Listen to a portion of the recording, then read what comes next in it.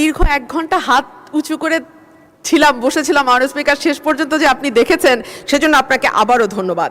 আজকে 94 নম্বর তারকা চিহ্নিত প্রশ্নটি আমার ছিল, সেটি স্থানান্তরিত হয়েছে, কিন্তু কি কারণে স্থানান্তরিত হয়েছে জানি না।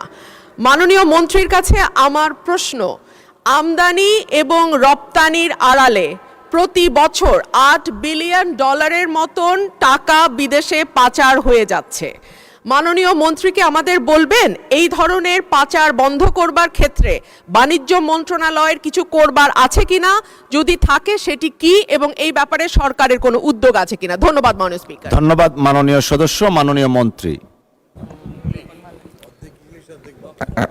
মাননীয় স্পিকার, আগের প্রশ্নের উত্তরে একটা বাক্য রয়ে গেছে, আপনি যদি অনুমতি দেন সেটা বলে ফেলতে পারি। ও প্লিজ। জি, হাউসে যেহেতু উপস্থাপন করা হলো, অসম্পূর্ণ উত্তর দেওয়াটা ঠিক না, সঙ্গত না। চামড়া আমাদের এই বছরে এই পর্যন্ত আমরা যা তথ্য পেয়েছি তাতে 1 কোটি 1 লাখের মতো পশু কুরবানি হয়েছে।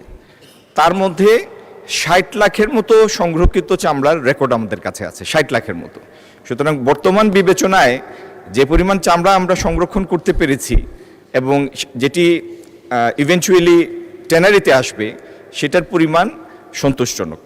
আচ্ছা, আমি আমার মাননীয় সদস্য, পরবর্তী সদস্য যিনি প্রশ্নটা করেছেন, আমদানি এবং রপ্তানির আড়ালে $8 বিলিয়ন পাচার হয়ে যায়।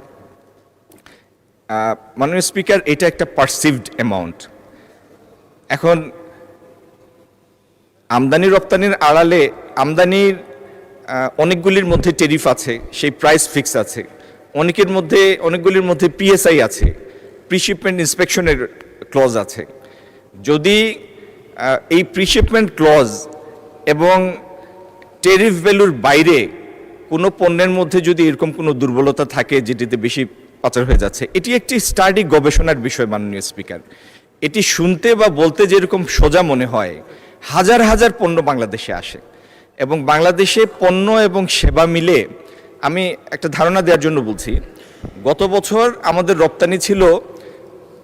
আমদানি ছিল 67 বিলিয়নের মতো। 67 বিলিয়নের আমদানির মধ্যে এবং 55 বিলিয়নের রপ্তানির মধ্যে, তার মানে প্রায় 130 বিলিয়নের আমদানি রপ্তানির অর্থনীতি এই দেশটি। এটির মধ্যে পিন পয়েন্ট করে বলা যে ঠিক অমুক প্রোডাক্টের মধ্যে অর্থ পাচার হচ্ছে, এটা বেশ জটিল একটা বিষয় এবং একটা গবেষণাধর্মী কাজ। মাননীয় স্পিকার, এই ব্যাপারে আমরা সচেতন আছি, আমরা স্টাডিও করছি। যদি আমাদের নজরে এরকম কোনো বিষয় আসে, আমি হাউসকে আশ্বস্ত করতে চাই, যথাযথ ব্যবস্থা আমরা নিব। ধন্যবাদ।